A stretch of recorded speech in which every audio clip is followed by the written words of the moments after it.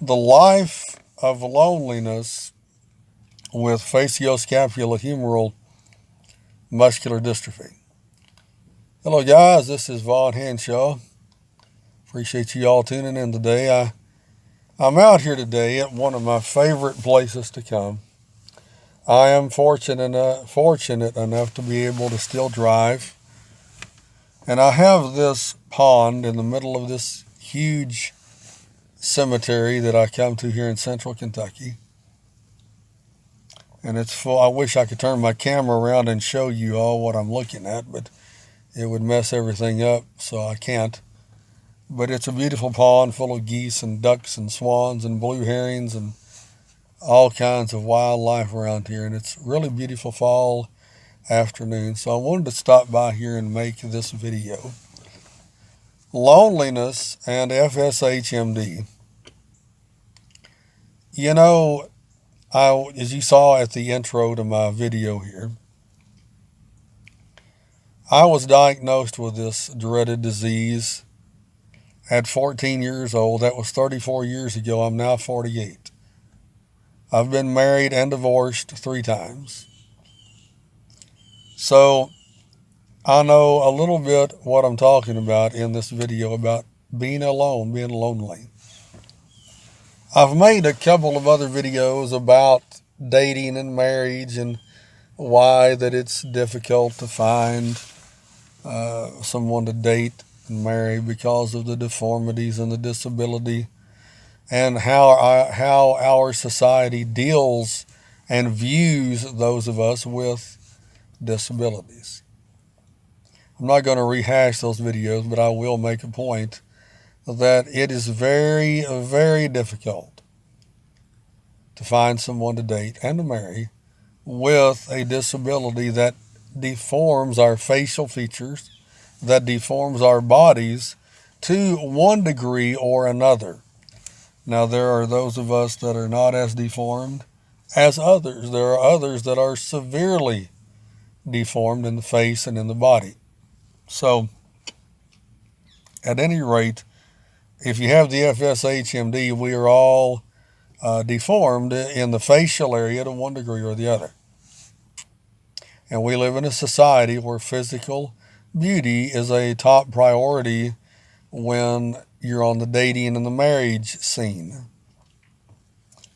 So, let's get into the show today. Loneliness. I've talked with all kinds of FSHers that deal with loneliness, men and women that deal with loneliness. They don't know how to cope with it. It's not easy. It's very hard. Now, I'll grant it, some people like being alone. Some people would rather be alone than to be married and all that. I mean, it's just different personalities and all that. But for the most part, from whom I've talked with, most of us want to be married and, find that loving romantic relationship that everybody else in this world wants. The problem is it's very hard to find, and you can watch my other videos. The one on dating and marriage, I really go into detail. It's called FSH Muscular Dystrophy, Dating and Marriage. You can find that under the videos on this YouTube channel that you're watching. Loneliness. I first noticed this for myself in high school. I was diagnosed with this disease when I was in the 9th grade. I went immediately into a left leg brace, full length leg brace from my hip down to my foot. And, it would bend so I could sit. And then when I would stand and walk, it would lock. And I walked like the old TV series Gunsmoke. There was a guy on there, a deputy sheriff, or a deputy marshal rather, Chester. If you know anything about Gunsmoke, you know Chester. He walked with that stiff leg. Well, that was me, my 10th, 11th, and 12th grade years of high school. And I was an athlete before that, played basketball, football, and all of that. But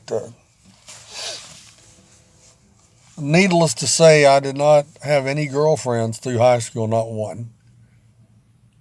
I would ask girls out, but none would go out with me. So I didn't get my first girlfriend till I was 19 years old. I was in college. I met this girl at a particular church I was attending at the time. She was a sweet girl. Her name was Elizabeth Irene Edwards, and I usually don't give names out, but I will her. And she was a high school senior, very smart girl on the honor roll. And she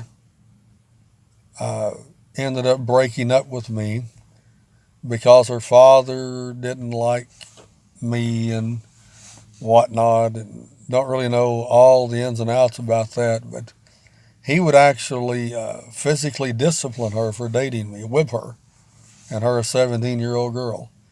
Of course, he was an alcoholic. He was a no-account asshole of a person, excuse my language. And we got into it once or twice. He come in the room, living room of a home, not his home, but her cousin's home where we were at eating lunch one afternoon. He smacked her in the head. And I stood up, and confronted him about that. And he didn't like me from that day on. So anyway, we broke up. She broke up with me about 4 months after we'd been dating. And that would have been around September of 89. We started dating around May of 89, June of 89 actually. And then they found her shot December the 4th, 89. The police ruled it suicide, but I've been in the criminal justice field now for 25 years. And having learned what I've learned since I've been in this field, there's no way possible the girl committed suicide. I'm not going to get into all that, but she was killed. Don't know who by. I have my suspicions, but that was 30 years ago.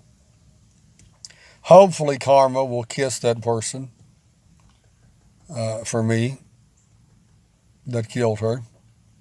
But anyway, first girlfriend. I went years without having another girlfriend. Long story short, I got married in 97, got divorced in 97, got it annulled actually. Got married again. She left me for a man. Got married again. She left me for another man. The last one left me in December 2010 for another guy. They found her dead in June of 2011. So back to my video. I don't want to bore you with my stories. Loneliness. I sleep alone every night. Have for years. Do I like that? No.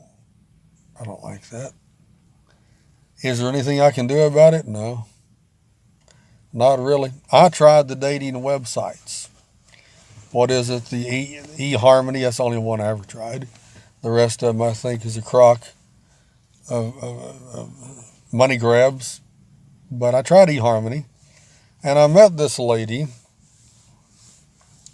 in Dallas, Texas, who was a dentist. A very attractive lady, and she saw a picture of me, so she said I was attractive to her. But she found out the extent of my disability, and so she broke it off. This was years ago. I never did try that again, because to me it's pointless. So how do you deal with loneliness? How have I dealt with loneliness? All I can do is speak for myself. How do I cope with being alone and loneliness? Now, I do live with my caregiver now, so it's not like I live alone. I can't live alone. I need help in and out of bed, dressed, undressed, bathed, and all of that. So I do live with my caregiver. But I still sleep alone, of course, every night. So how do I cope with being lonely? I have found over the years to submerge myself in activities and in hobbies that I enjoy. Uh, I enjoy writing books. I've written and authored over 70 books. The first book I wrote was in 1991, I think. And I've been writing books ever since. I was 21 years old. And another thing I enjoy doing is going to school. I've been in school basically since first grade, 1976. I enjoy learning. Right now, I'm going to online college, and I'm finishing up my bachelor's degree in criminal justice and police administration. Hopefully, to get a job when I graduate here in a couple of years. I enjoy playing pool, billiards. I'm still able to do that. I love that. I'm a member of the National Wheelchair Pool Players Association. I enjoy painting, doing the Bob Ross kind of painting. Now, my arms and hands get so tired that I really can't do that hardly at all like I used to, because it just fatigues my arms. I enjoy playing the piano.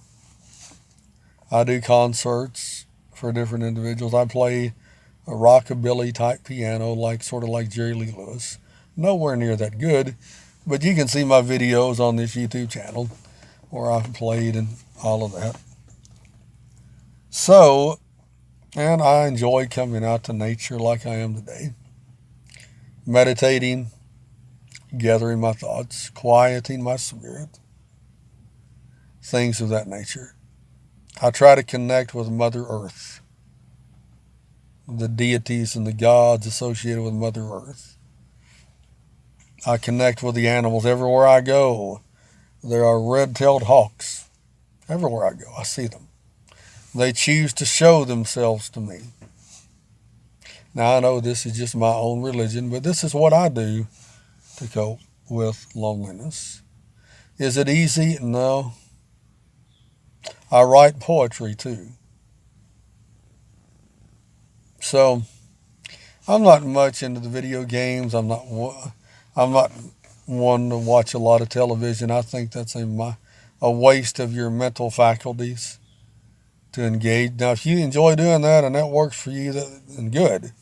Whatever works for you, it doesn't work for me. I'm not one to sit down and watch a series of what do you call them, Netflixes or movies or whatever. Binge watching. There's no way I could do that. I mean, I'm hard pressed to watch a hour and a half, 2 hour movie, and it's got to be really interesting to keep my attention, or I'll be off into some other activity that I enjoy doing. So I wish you the best trying to find yourself dealing with loneliness. That's what it amounts to. We have to find ourselves, find what works for us, because what works for me may not work for you. What works for you may not work for me, because we're all different individuals with different personalities and all of that. So I hope something I've said in this video has helped you deal and cope with loneliness.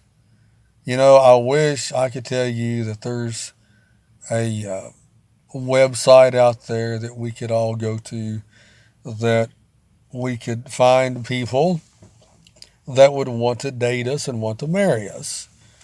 But, and I've actually talked to a web designer friend of mine about possibly starting up a dating site like that. I don't know how that would roll or how that would go, but it would take a lot of money to get that started and to maintain it and all of that. So, and I'm not even sure how it would work. I know they've got all kinds of specialty dating websites out there, but I've never seen anybody specifically come up with one for muscular dystrophy patients. Maybe some of you techno geniuses out there might consider this. I don't know, but just something to throw out there. Anyway, that's all I've got. Appreciate you all tuning in. Feel free to comment on my video if you like this video. Hit the like button. And if you like this channel, subscribe. We'll catch you all later. Bye-bye.